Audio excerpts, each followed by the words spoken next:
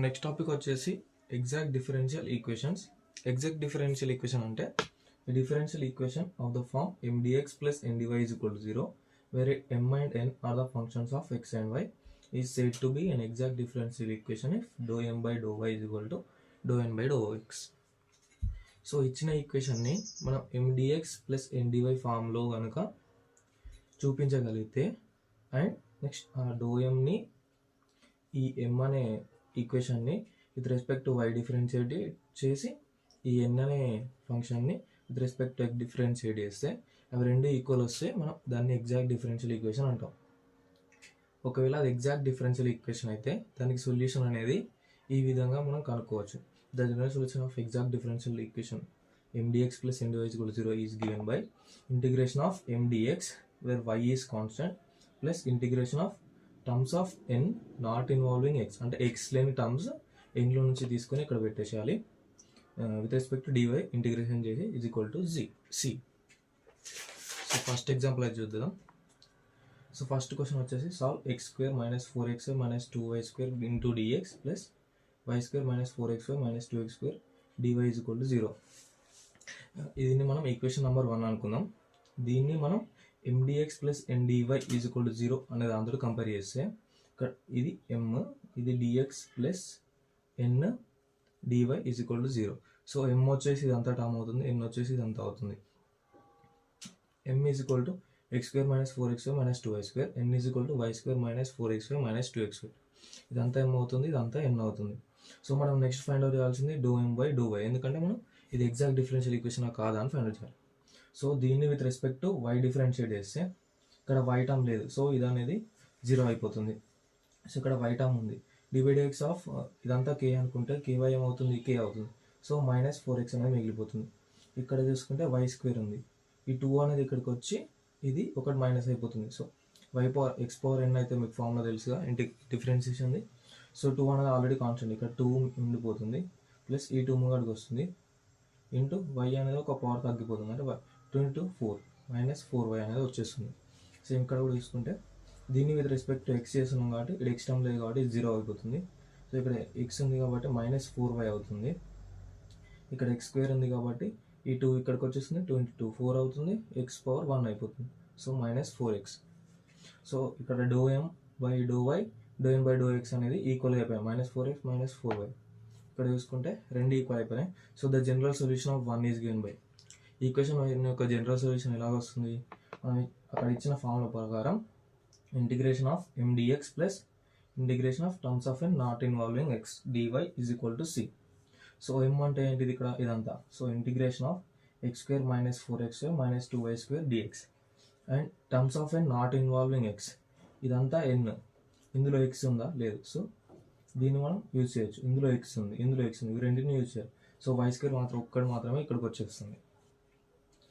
So ఇక్కడ y అనేది constant, ఈ m టర్మ్లో ఈ ఫస్ట్ టర్మ్లో y అనేది constant. So integration of x² ఏమవుతుంది, x³ / 3 అవుతుంది. మీరు ఫార్ములాస్ అయితే చూసుకోండి. Integration of x power n is equal to x power n plus 1 / n plus 1 అవుతుంది. సో x² ఉంది కాబట్టి x³ / 3 అవుతుంది, minus 4xy. So single x ఉంది అంటే x² / 2 అవుతుంది. ఇవి రెండు కాన్స్టెంట్ కిందకి వచ్చేసాయి. So minus 4y x² / 2 same x power n formula use చేసాం. నెక్స్ట్ మైనస్ 2y² కింద టర్మ్ x టర్మ్ లేదు కాబట్టి ఇంటిగ్రేషన్ ఆఫ్ k ఏమవుతుంది, kx అవుతుంది. సో ఇక్కడ 2y² ఇంటూ x అనేది ఒక ఎక్స్ట్రా యాడ్ అవుతుంది ప్లస్ దీన్ని with integration with respect to y చేస్తున్నాం కాబట్టి y² అనేది y³ / 3 అవుతుంది, y³ / 3. సో మన ఫైనల్ ఆన్సర్ వచ్చేసి x³ / 3 plus y³ / 3 minus 2x² minus 2xy² is equal to c. Second example వచ్చేసి solve x into e power xy plus 2y dy by dx plus y into e power xy is equal to 0. So ఇక్కడ y into e power xy term అనేది మనం right side తీసుకెళ్తే minus y into e power xy అవుతుంది. Next ఇక్కడ ఉన్న dxని, ఇక్కడ డివిజన్లో ఉన్న dxని అటు సైడ్ పంపిస్తే ఇంటూలోకి అవుతుంది. సో ఈక్వేషన్ అనేది x into e power xy plus 2y dy is equal to minus y e power xy dx. ఈ మొత్తం టర్మ్ని లెఫ్ట్ సైడ్ తీసుకొచ్చుకుంటే ఈ మైనస్ అనేది ప్లస్ అవుతుంది. సో ఇక్కడ మనకు m so n dy plus m dx is equal to 0. అంటే MDX plus NDY equal to 0 ఫామ్కి వచ్చేస్తుంది. So ఇక్కడ M వచ్చేసి y into e power xy అవుతుంది, n వచ్చేసి x into e power xy plus 2y అవుతుంది. So ∂M by ∂y calculate చేస్తే ఇవి రెండు ఈక్వల్గా చెక్ చేసిన మనకు ఇది ఎగ్జాక్ట్ ఈక్వేషన్ కాదని మనకు తెలుస్తుంది. So ∂M by ∂y calculate చేస్తే విత్ రెస్పెక్ట్ టు y చేస్తే యూవీ ఫామ్లోకి వస్తుంది. ఇది యూవీ మీరైతే డిఫరెన్షియేషన్ ఫామ్లో చేసండి. d/dx of u into v is equal to u v dash plus v u dash అవుతుంది. అంటే ఒకసారి యూని నార్మల్గా ఉంచి వీని డిఫరెన్షియేట్ చేయాలి, ప్లస్ వీని నార్మల్గా ఉంచి యూని డిఫరెన్షియేట్ చేయాలి. ఇక్కడ మీరు చూసుకుంటే ఇది u ఇది v అనుకుంటే ఇందులో అయితే మనం వైని డిఫరెన్షియేట్ చేసినాం. d/dx of d/dy of y ఏమవుతుంది 1 అవుతుంది. సో ఇక్కడ 1. సో ఇక్కడైతే e పవర్ xyని నార్మల్గా ఉంచేసాం, వైని డిఫరెన్స్ చేస్తాం. d/dy ఆఫ్ y ఏమవుతుంది 1 అవుతుంది. సో దీన్ని డిఫరెన్షియేట్ చేసాం కాబట్టి 1 వచ్చేసింది. దీన్ని నార్మల్గా ఉంచుతాం. నెక్స్ట్ దీన్ని నార్మల్గా ఉంచేసాం, వైని దీన్ని డిఫరెన్స్ చేసేయాలి. e power xy d/dx of e power x ఏమవుతుంది e పవర్ x అవుతుంది. e పవర్ x అనేది ఎప్పుడు చేంజ్ కాదు. సో e పవర్ x వచ్చేసింది. కానీ ఇక్కడ యాక్చువల్గా అయితే 2 టర్మ్స్ ఉన్నాయి. సింగిల్ టర్మ్ ఉంటే డైరెక్ట్ రాసేయచ్చు. టూ టర్మ్స్ ఉన్నాయి కాబట్టి e పవర్ xy రాసాక మళ్ళీ ఈ టర్మ్ని మళ్ళీ మనం డిఫరెన్షియేట్ చేయాలి.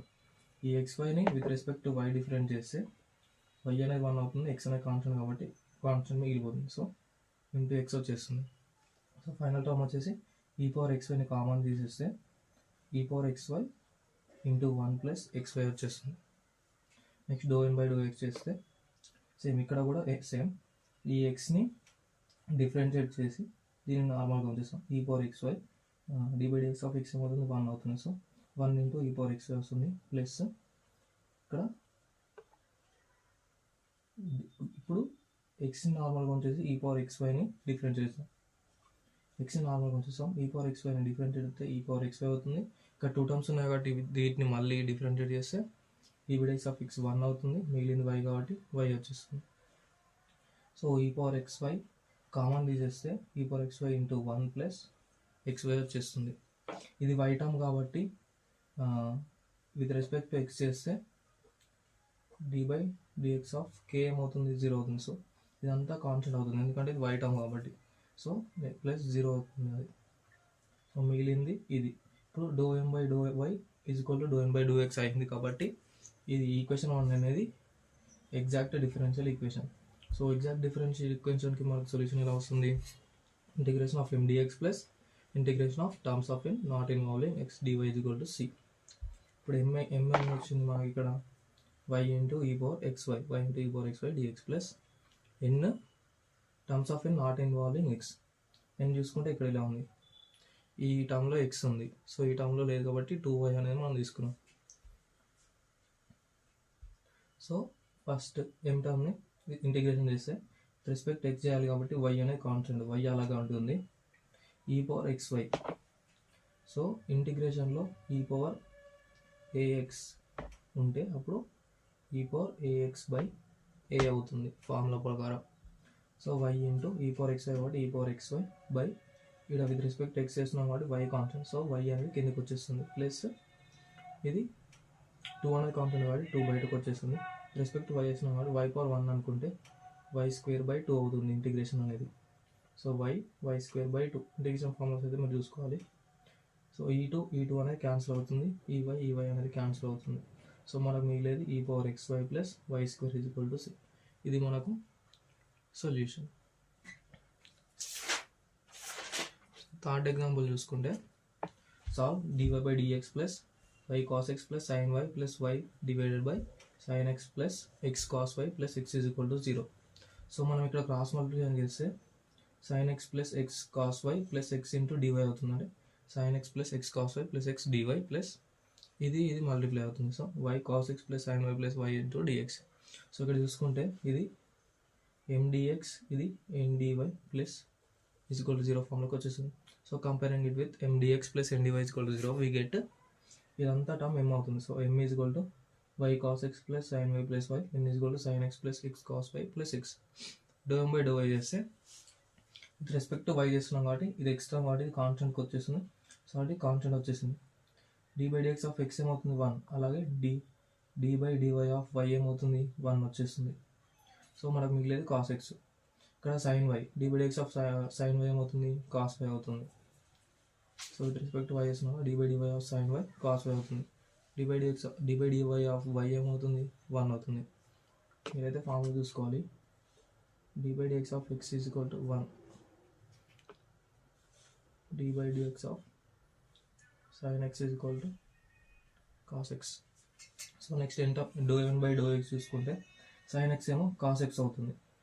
So with respect to x చేస్తున్నాం కాబట్టి cos y అనేది కాన్స్టెంట్, cos y సైడ్కి పెట్టేస్తే dy by dx of x ఏమవుతుంది 1 అవుతుంది ఇంటూ cos y కాబట్టి cos y వచ్చేసి dy by dx of x 1 వచ్చేసి. So dou by dou x అనేది ఈక్వల్ టు అయిపోయింది కాబట్టి ఈ ఈక్వేషన్ అనేది exact differential equation. Exact differential equation అయితే మనకు ఆన్సర్ ఎలా వస్తుంది, integration of mdx plus integration of terms of n not involving x into dy is equal to c. So integration of m వచ్చేసి y cos x plus sin y plus y dx plus integration of terms of n not involving x. So sorry చూసుకుంటే sin x plus x cos y plus x ఉంది, ఇందులో x ఉంది, ఇందులో x ఉంది, ఇందులో ఉన్న 3 టర్మ్స్లో x ఉన్నాయి కాబట్టి ఇక్కడ ఎన్లో ఏమీ ఉండవు. So 0 is equal to c. So integration చూసుకుంటే మనం విత్ రెస్పెక్ట్ x చేస్తున్నాం కాబట్టి y అనేది కాన్స్టెంట్, సో y రాసేసుకుందాం. ఇంటిగ్రేషన్ ఆఫ్ cos x ఏమవుతుంది sin x అవుతుంది, sin x ఇక్కడ రాసేసుకోవాలి. నెక్స్ట్ అనేది sin y అనేది కాన్స్టెంట్ అవుతుంది. సో ఇంటిగ్రేషన్ ఆఫ్ k ఏమవుతుంది kx అవుతుంది. So sin y into x into sin y plus integration of y అంటే ఇది కూడా y అనేది కాన్స్టెంట్ అవుతుంది ఎందుకంటే విత్ రెస్పెక్ట్ టు x చేస్తున్నాం. సో xy వచ్చేస్తుంది, xy is equal to c. ఇది మన ఫైనల్ ఆన్సర్.